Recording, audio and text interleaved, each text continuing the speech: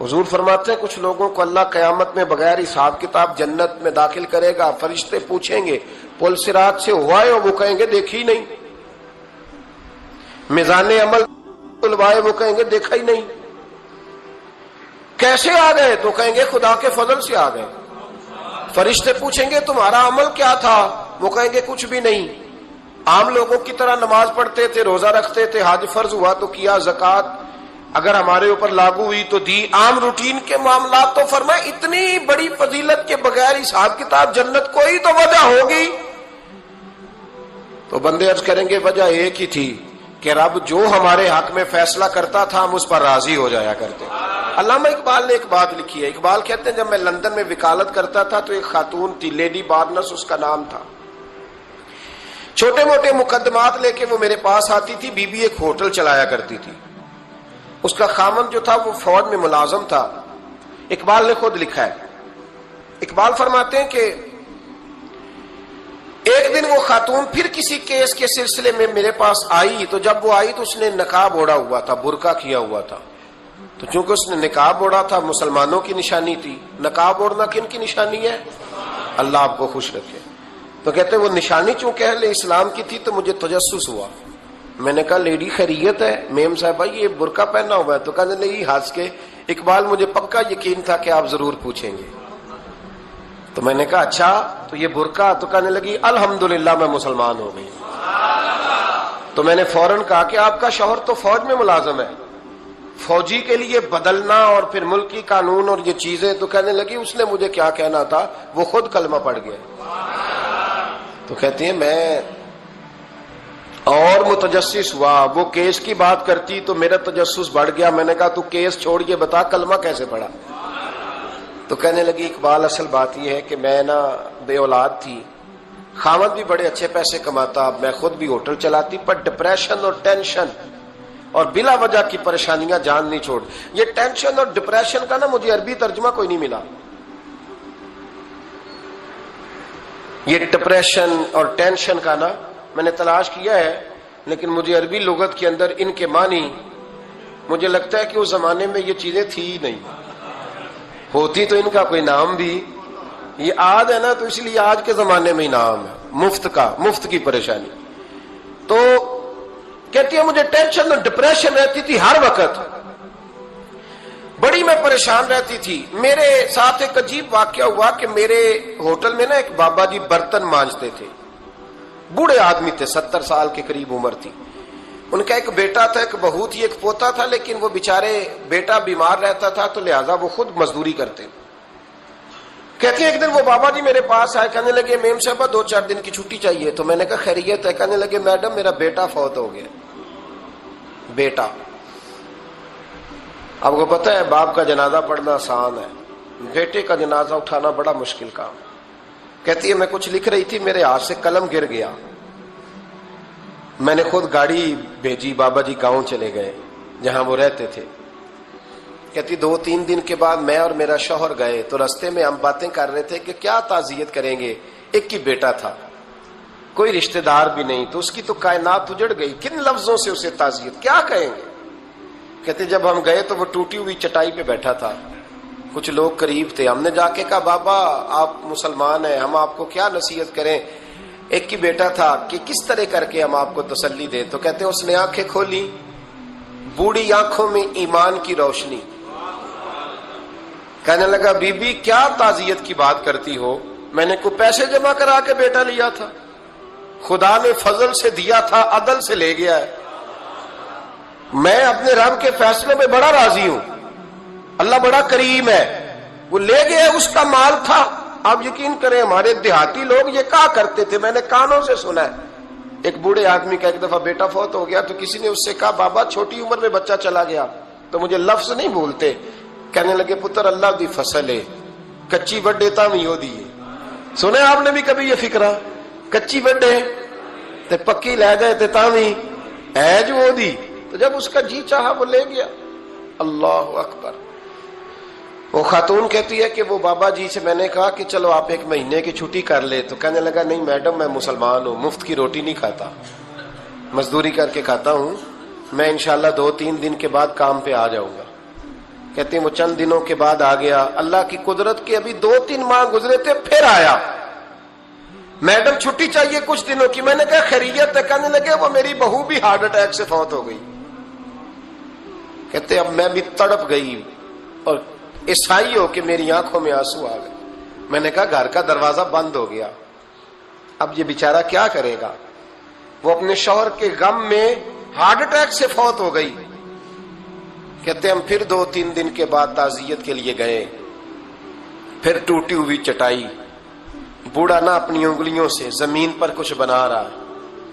کہتے قریب گئی اور میں نے جا کے کہا بابا اب تو تسلی آپ نے خود ہی کرنی ہے, جو نظام تھا وہ تو ہو گیا. تو کہتے ہیں پھر اس نے آنکھیں کھولی, آسمان کی طرف دیکھا تو کہنے لگا بیٹی کوئی پریشانی نہیں, میرا بیٹا بغیر شادی کے بھی تو فوت ہو ہی سکتا تھا نا, بس میرے مالک نے جب چاہا جیسے چاہ ہوا. میں انشاءاللہ 2-4 دن کے بعد کام پہ آؤں گا. یہ میرا 3-4-5 سال کا پوتا ہے, ابھی اسکول داخل ہوا ہے, میں ساتھ لے آؤں گا. وہاں میرے ساتھ اوپر کوارٹر میں جہاں میں رہتا ہوں یہ بھی رہے گا. کہتی ہے میں سختے میں آ گئی اس کی کیفیت دیکھ کے. وہ پوتے کو ساتھ لے آیا. کبھی کبھی میں دیکھتی چھت پہ کھڑے ہو کے کہ دادا گھوڑا بنا ہوا ہے اور پوتا سواری کر رہا ہے. وہ سویرے اٹھتا اس کو سکول چھوڑ کے آتا, شام کو لے کے آتا, پیار کرتا, محبت کرتا. تیسری منزل پر ہم نے کوارٹر دیا ہوا تھا, وہاں دادا پوتا رہتے. اللہ تو بڑا بے نیاز ہے. کہتی ہے اقبال ایک دن نا پوتا اوپر والی منزل پہ کھیل رہا تھا, اس کا پیر پھسلا, وہ گردن کے بل زمین پہ گرا. مجھے خبر ہوئی تو میں دوڑی, ایمبولینس منگائی. خون سے لتھڑے ہوئے اس بچے کو دادے نے اپنی گود میں رکھا. اور جب ہم ہسپتال کی طرف گئے تو ہاسپٹل بعد میں آیا, جناب اسرائیل پہلے آ گئے اور کہتے ہیں وہ گود میں دم توڑ گیا. پھر دادے نے اسے اپنے ہاتھوں سے غسل دیا, پھر اس نے اپنے بوڑھے ہاتھوں سے قبر کھودی اور پھر مٹی ڈال کے کہنے لگا انا للہ و انا الیہ راجعون. جے سونا ہی میرے دکھ وچ راضی, جے سونا ہی میرے دکھ وچ راضی. پھر سکھ نو چلے ڈاواں.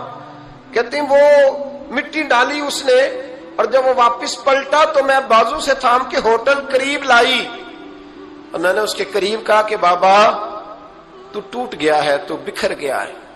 مجھے محسوس ہوتا ہے کہ اب نہ تیری راتیں اور تیری صبحیں اور تیری شامیں غموں میں گزریں گی.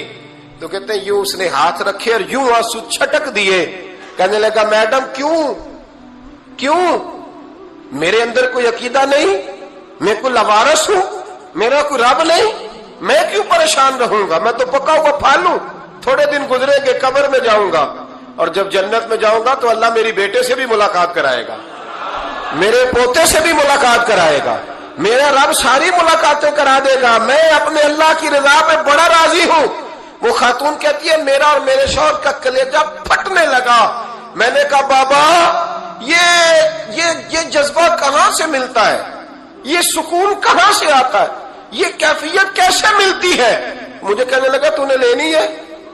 میں نے کہا تو کہنے لگا تو بھی گنبد خضرا والے نبی کا کلمہ پڑھ جا, تو بھی رسول اللہ کا کلمہ پڑھ جا.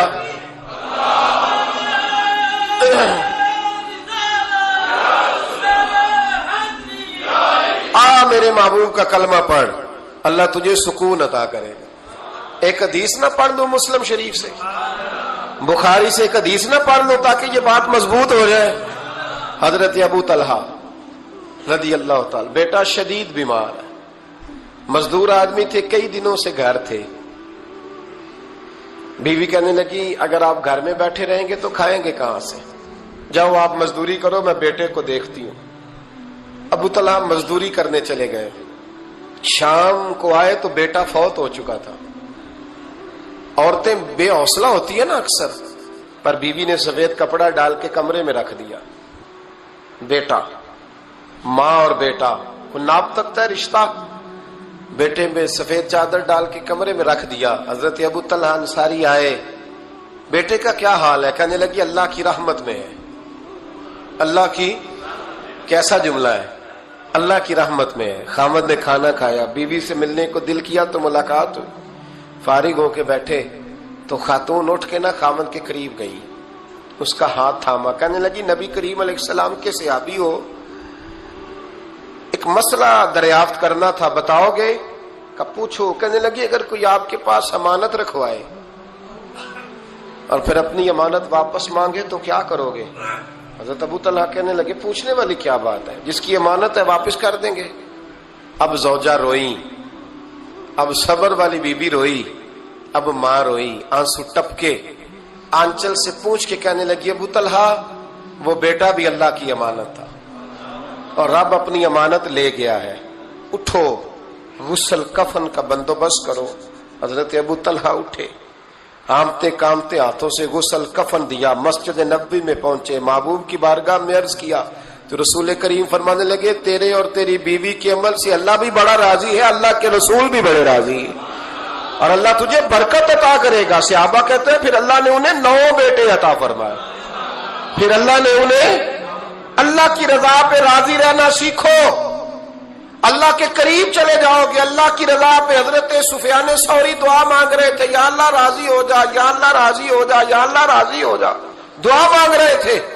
بی بی رابعہ بصری پردے کے پیچھے بیٹھی تھی، جب دعا لمبی ہو گئی تو کہنے لگی سفیان بس کر، کوئی اگلا لفظ بھی بول، بس کر۔ آپ فرمانے لگے تجھے کیا ہوا؟ تو کہنے لگی تو کب سے کہہ رہا یا اللہ راضی ہو جا، یا اللہ راضی ہو جا، پہلے اپنے دل پہ ہاتھ رکھ کے بتا تو اللہ سے راضی ہے؟ تو راضی ہے اللہ سے؟ تو روز نہیں کہتا پیسے نہیں ہے میرے پاس مجھے دے، تو روز نہیں کہتا یا اللہ فلانی چیز کوئی نہیں دے، اے اللہ فلاں کو دے دیا مجھے کیوں نہیں دیتا معاذ اللہ، تو روز شکوے نہیں کرتا؟ فرمایا پہلے تو راضی ہو جا۔ ترمذی شریف کی حدیث ہے، میرے نبی کریم علیہ السلام نے فرمایا تم اللہ کے دیے ہوئے تھوڑے رزق پہ راضی ہو جاؤ، اللہ تمہاری تھوڑی عبادت سے راضی ہو جائے۔